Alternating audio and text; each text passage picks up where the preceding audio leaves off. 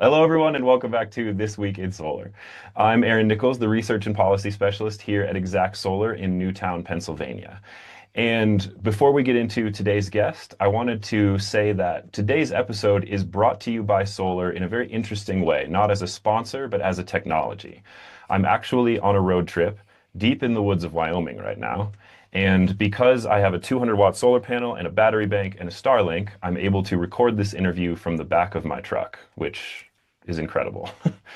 And that's what I love about solar energy more than anything, is that it enables things that were previously not possible.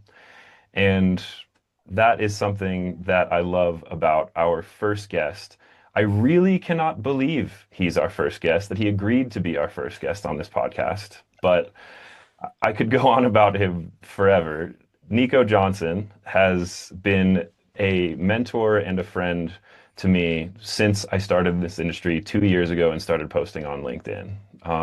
I was the editor of content at his podcast, SunCast, for a little while. Nico's an investor, an entrepreneur. He's so well known in the space. I'm just incredibly grateful that you're here, Nico, and thank you for being our first guest. Well, I have to say, I wish that I could be there in the woods of Wyoming with you, like you were here in our kids' treehouse with me only a couple months ago.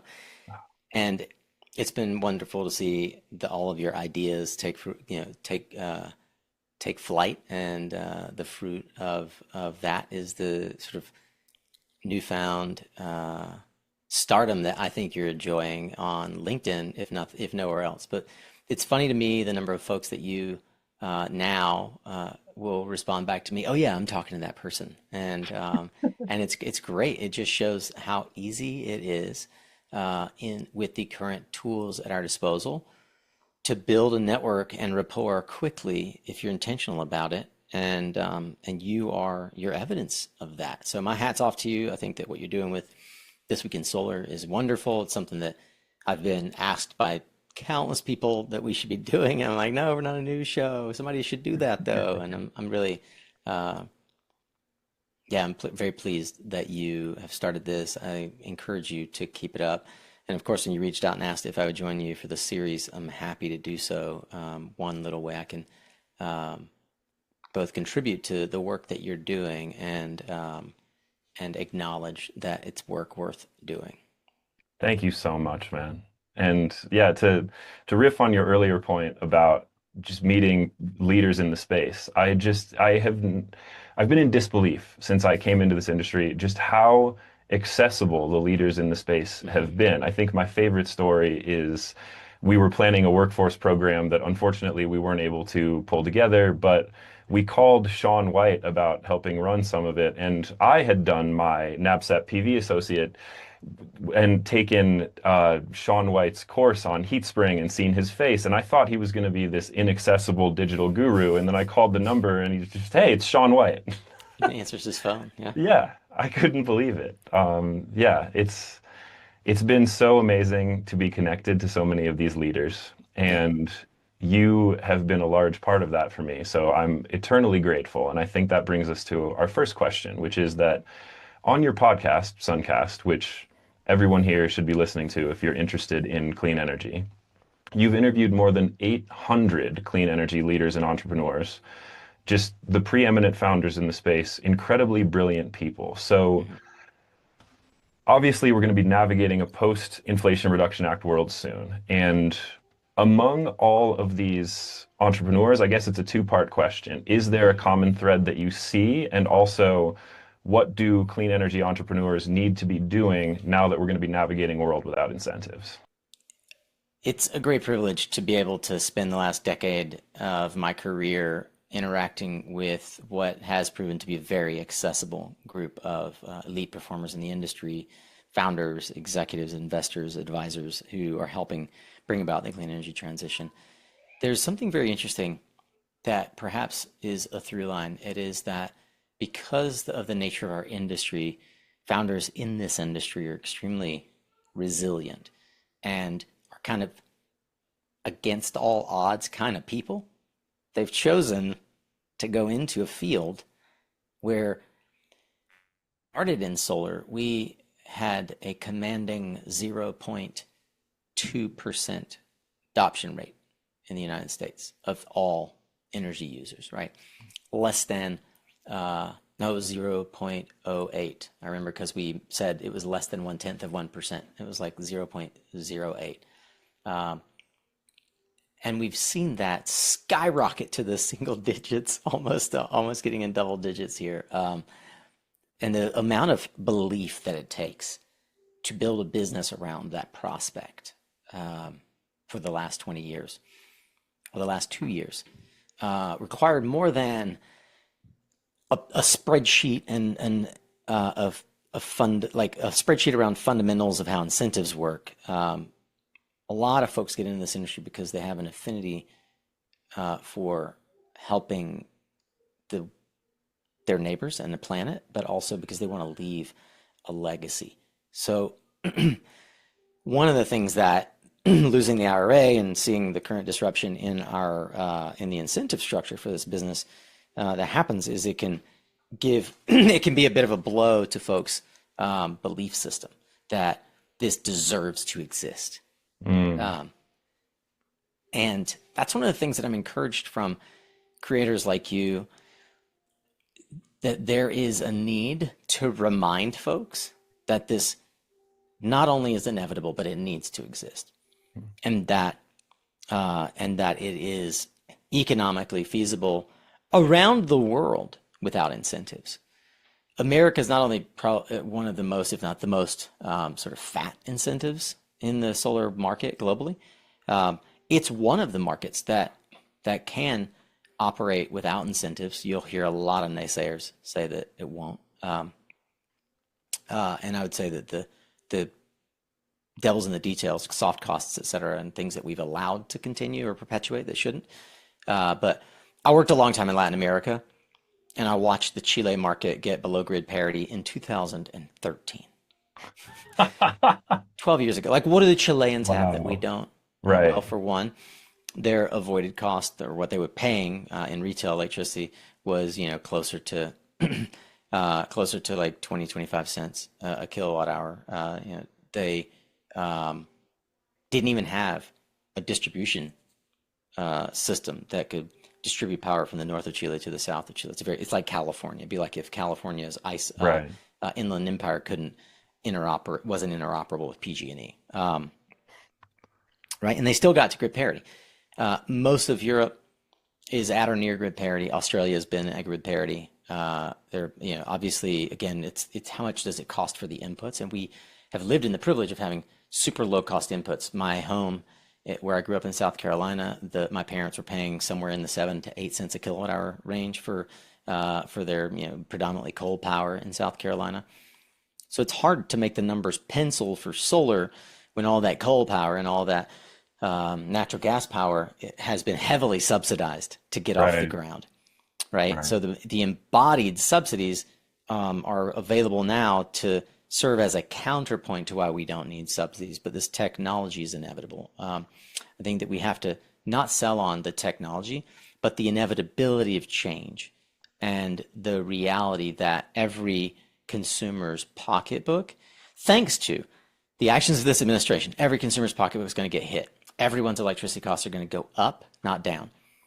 And the beauty of this, and I think you probably have a question about it, but I'm going to go ahead and put it in here. Like, the beauty of everything that's happening right now is that in the time frame of somewhere between 18 and 24 months, the equivalent of our 30% federal incentive will happen in the reverse, but in their pocketbook. So their actual real costs will go up by 30% if they didn't already go solar.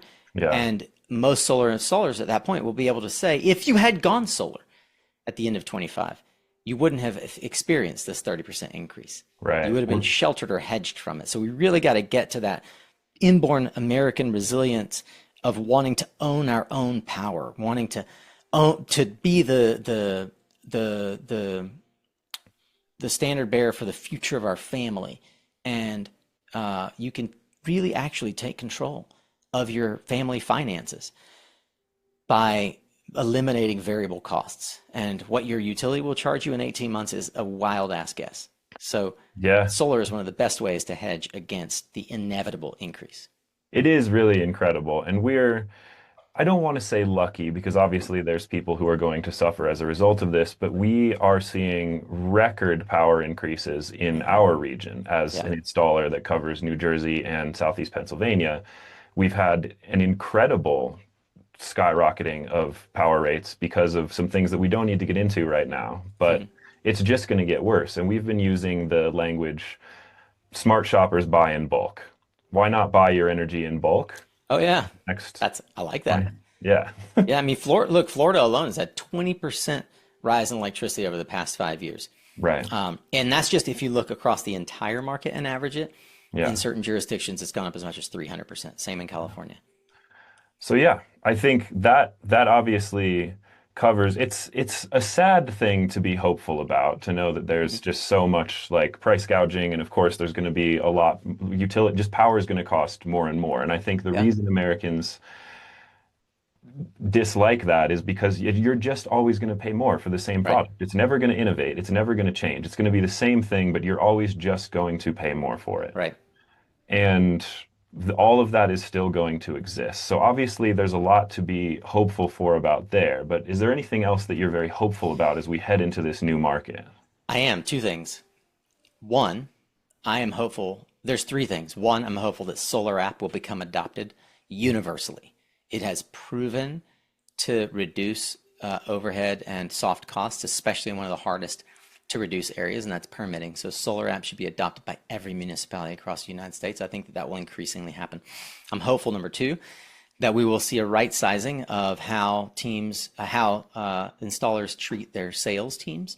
There's been a lot of outsourcing of sales, and I think we're going to see a lot of sales teams move back in-house to the Yeah. best installers, and the best and the brightest are going to be proud of their internal sales process and sales teams, and it's going to be something that they own and manage. And I think a lot of the external sales reps, by the way, who are really good at conversion, are going to be great consultants. But I don't think that as an industry we will or should rely on the external sales team model that became very prevalent over the last 7, 8 years. And I think structurally, it's very difficult to find other markets. Alarms is one, like garage doors is another. There are a handful of markets. I feel like it's a handful. I'm probably wrong. Somebody can fact check me in the comments that rely on door-to-door sales. I don't think that I'm hopeful that solar will now move beyond door-to-door sales as the primary mechanism for selling to homeowners. Yeah. And then the third, I'm hopeful that we'll see a resurgence exactly what you're doing, off-grid solar. I think off-grid DIY solar is going to see a great resurgence. I've considered like, how should I create content around it to take advantage of the renewed interest? Because whether you have incentives or not, if you're off-grid, you don't get them. Like, Yeah. it's really, I mean, that part was monopolistic anyway. So I think the DIY market is going to see a huge resurgence. Yeah, that's something I was just talking to our mutual friend Spencer Meeks about when I interviewed him as well, is just I think we have a lot to learn from the way the off-grid market markets itself. They are so good, especially, I mean, they have to be beholden B2C, but they're so good at just like, you are going to have an awesome new lifestyle that you couldn't have had before because you have this thing. Yeah. Yeah. And yeah, so obviously we're moving forward. I mean, it's incredible to hear that you're so hopeful about just where we're headed and that you think the companies that are doing it right are actually still going to win. I'm very grateful to be part of a company that isn't using door-to-door sales, but as anyone who's listened to my episodes on SunCast knows, I did actually start in solar doing door-to-door sales. And everything I've done since then is really just kind of penance for my sins. I want to be clear that I don't want to vilify the door-to-door sales industry, but I think that I think it has done tremendous good in helping us scale fast. But I think that it did not come without some false promises and some really negative side effects. Hmm. And I think that we're going to see that. I think that's going to get worked out finally. It's something as an industry we've been calling for, Yeah. a sort of a reckoning there. Yeah, and I do think it's important for the solar industry to present a more united front under the current administration. But if you do, we don't have to go down that rabbit hole, but if you do want to learn a little more about many of those things that happened in the door-to-door era, There's a woman named Alana Samuels. She's a reporter for Time Magazine, and she wrote an excellent four-part series on some of the things that happened. And so, yeah, moving on. As we move into this new world, what do you think are maybe some challenges or opportunities that we haven't foreseen? Obviously, this is one reason I wanted to do this interview series, is because there's just been so much talk about what could happen, and none of it happened. We were lobbying so hard, all of this stuff, and we got just a little bit of what we wanted. But now we're in a new world, and I want to know what we do now. So what are some Yeah, maybe challenges or opportunities you think we haven't thought of yet? yeah. I think that one of the obvious challenges to me is the 25D incentive, 48E incentive were monetized through capital markets, Mhm. and those products are going to go away. If not entirely, then they're going to dramatically change. And so the near term challenge we have as an industry is not squeezing as many sales in before December 31st, 25 as possible. It is how do we actually, when the industry goes from 5% adoption rate to 45% adoption rate, how do we actually create a product that helps every homeowner finance this like they're financing their refrigerator? Like when do we get to the point where someone can, have an Affirm loan on their solar generator because what they're really buying is a balcony solar system with 4 panels and one Mm, EcoFlow battery. And I think that some really smart people are thinking about how to engage the broader banking sector, not just sort of the Wall Street big banks. I mean, as an example, it's Ravi Mickelson from Atmos, and they basically provide a fintech solution for community banks and federal credit unions and other entities who are in the process of trying to figure out how to distribute funds, even grant programs, in a more scalable economic way. And by leveraging fintech like Atmos, they're able to actually reach more people at a lower cost. I mean, just here in my home state, there's the Clean Energy Fund is looking for a program manager to execute a program that's several $1 million across the state of North Carolina. Those programs aren't administered by groups like GoodLeap and mm, and Mosaic, right? So I think that there's a real market opportunity right now for groups like Atmos that can bring industry and financial savvy and financial tools to bear. I'm reminded of the folks I mentioned DIY, but I'm reminded of the folks at Project Solar. That was a fantastic interview where it sort of blew my mind, the burgeoning DIY market and the tools that are coming from e-commerce to allow us to treat this like a consumer product, truly like a consumer product, not a bespoke, every single project is different kind of product. And in truth, if we're honest about what the sales orgs did over the last 5 to 7 years, is that they truly helped standardize a product that could be sold by anyone, a college student at the door. And that was not something that was possible really when I mean, it was like a hope, but it wasn't being activated when I was starting my company in 2006. So I'm really hopeful for that. And I think that those opportunities exist within the challenge of how do we finance this and how do we get it to the place where consumers see it as another appliance. And I wanted to also point out that the challenge is that we as an industry have been selling solar, and I think that the reality is that we're no longer selling solar. We might be selling electrification, you might be expanding your services, but you really, if you listen to what the utilities are saying, you're selling distributed energy resources in the form of a battery that mm, might have solar attached, right. but batteries didn't get touched. So I think everybody's going to start selling batteries. Solar is just one other addition that you have to those batteries, in the same way that if you imagine like the people who did home AV systems, they weren't really selling speakers. They were selling a television. The speakers were how they got that audio to the homeowner, Right. right? They were packaging other stuff to make that TV more valuable. And I think that the battery is the television of this category where everybody wants one, and solar is the ability to amplify its value. Right. Okay. That's a really good point, and thank you for pointing that out.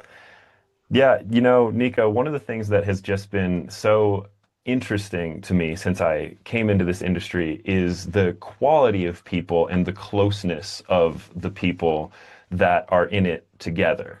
I joke with everybody that it can be very intimidating because you start meeting veterans of the industry and they're all best friends and godparents to each other's children and It's they've known true. each other for 10 years.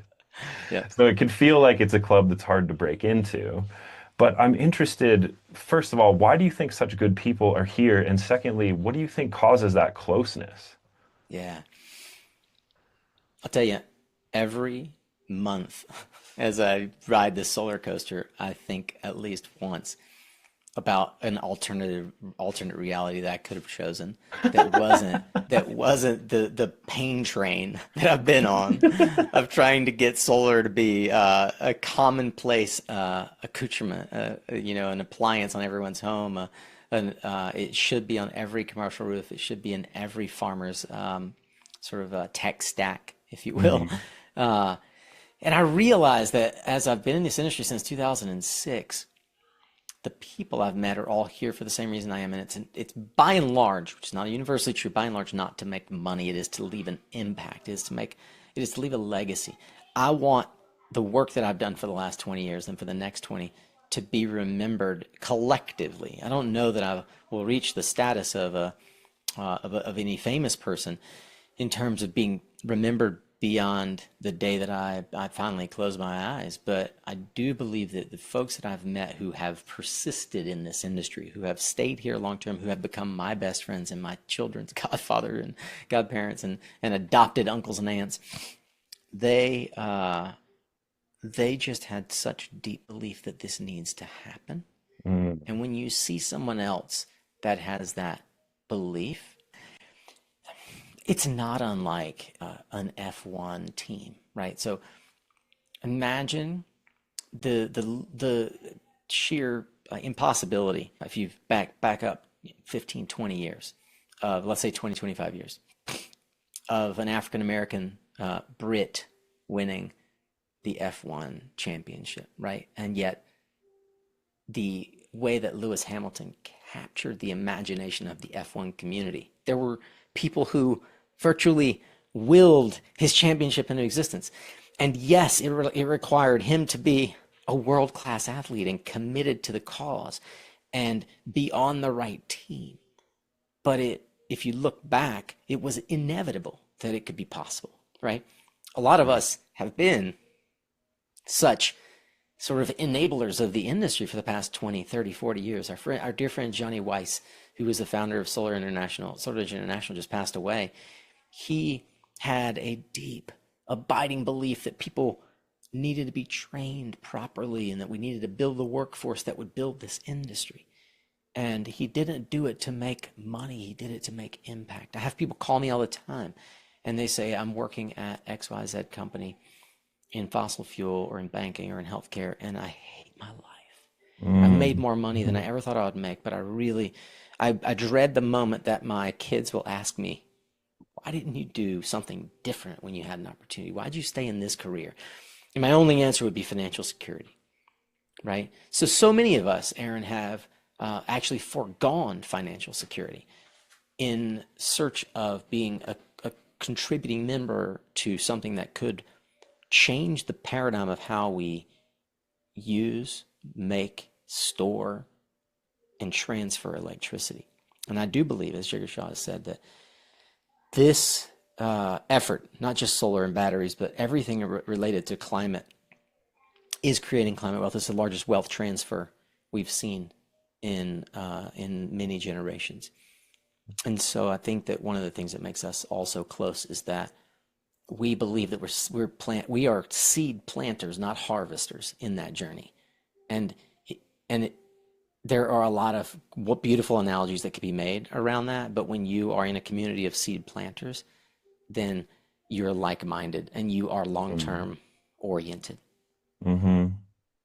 I remember Honold mentioning that when you interviewed him as well, just how he goes to the clean energy conferences and he's just like, "Oh, these are my people. I don't have to filter at all." Yeah, It's yeah, it's pretty amazing. And as someone who is now having the baton being passed to me. It's incredible to see the groundwork y'all have laid and continue to lay. It's very humbling and feels amazing and just makes me feel like I'm in the right place because I keep meeting interesting, amazing people who are doing this. Yeah. And I'll tell you, to it's wrap up, oh, sorry. you're if we want to sort of further that baton analogy, I'm in like the second leg, right? Because there's a whole generation of Johnny Weisses that were around since the 70s that I consider the first leg of the race.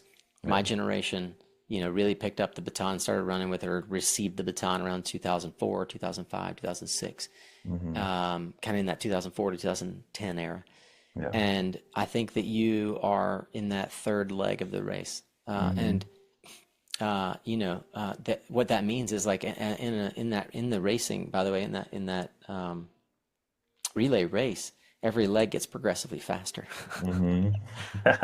Right? And Yeah. it's remarkable. I remember my older friends just being in admiration, Johnny among them, telling me, "Man, you're like, how do you do it? You're running so fast, right?" Hmm. And I look at the work that you're doing and the work that other young folks are doing in this industry right now that are 15, 20 years our junior. And I'm in admiration and awe because I don't have the energy I had when I was 26 starting in this industry. Hmm. And we need to pass the baton, and there are still many miles to go. Yeah.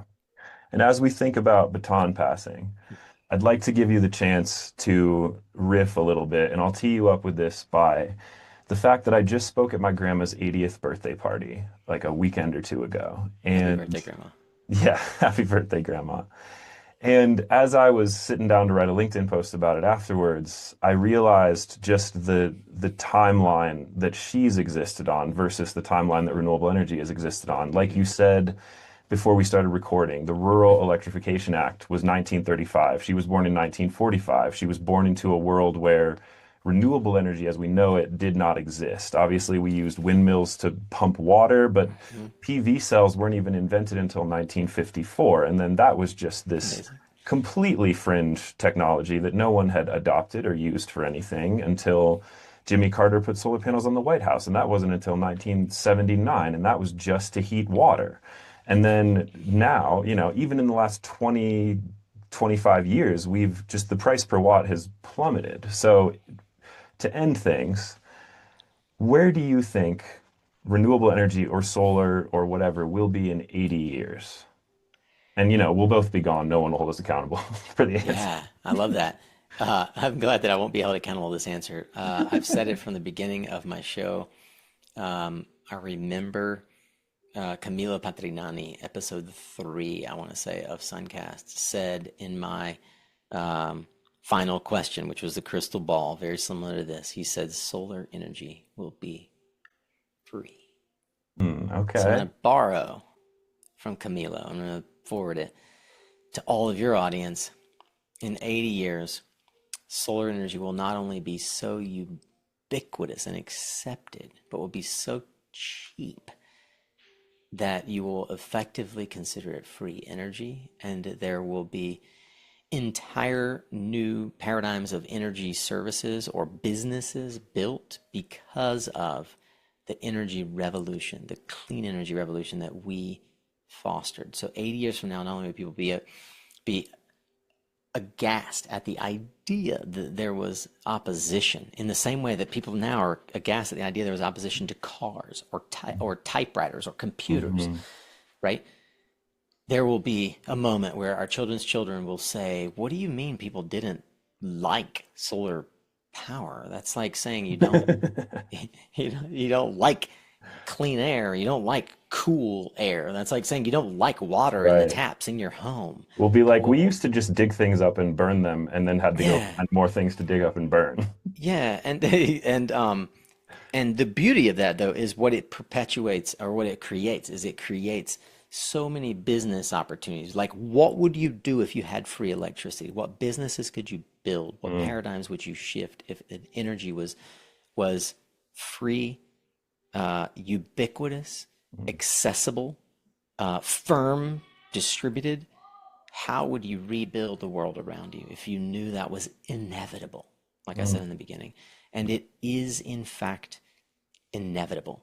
This is not hypothesis. This is a technological reality. There are companies right now I've had on my podcast, Sheldon Kimber and Martin Herman at Bright Night and Intersect, that are building solar power hybrid plants with natural gas and batteries, achieving greater than 75% capacity factors, right? Wow. And that, when we started in 2006, 2008, Martin said, he was like, that was a virtual impossibility, but it was still a dream. And Hmm. now he's building those plants, and they're under contract for 74% capacity factor in Arizona, New Mexico, right? Like, this is a reality right now. It would be inconceivable to imagine that Hmm. in 55 years we wouldn't be able to get to the point where that in 55 years we wouldn't be to the point of universal acceptance as technology. And just, I'm excited, really, about small modular nuclear at that point. I'm excited Hmm. about, like, what other new technologies that we can't even imagine right now are a possibility, that makes solar look like Legos, right? That Hmm. makes solar look simple. Yeah. And you know, I think Yeah. that, perpetual power machines. Yeah. Maybe we'll just be able to paint it on. Who knows? But Oh, we Nico, can already paint it on. oh man. Oh, thank you so much for being our first guest. It really means the world. And anyone who's listening should go to suncast.media. And if you want a great place to start listening to Suncast, search my name. I've been on 3 times. And other than that, that's This Week in Solar. Thank you, everybody. And if you liked today's episode, if you like any of the subsequent episodes, please just reply to the Substack email, leave a YouTube comment, say whatever's on your mind. We're very open to feedback and we'd love to improve. We will see you next week.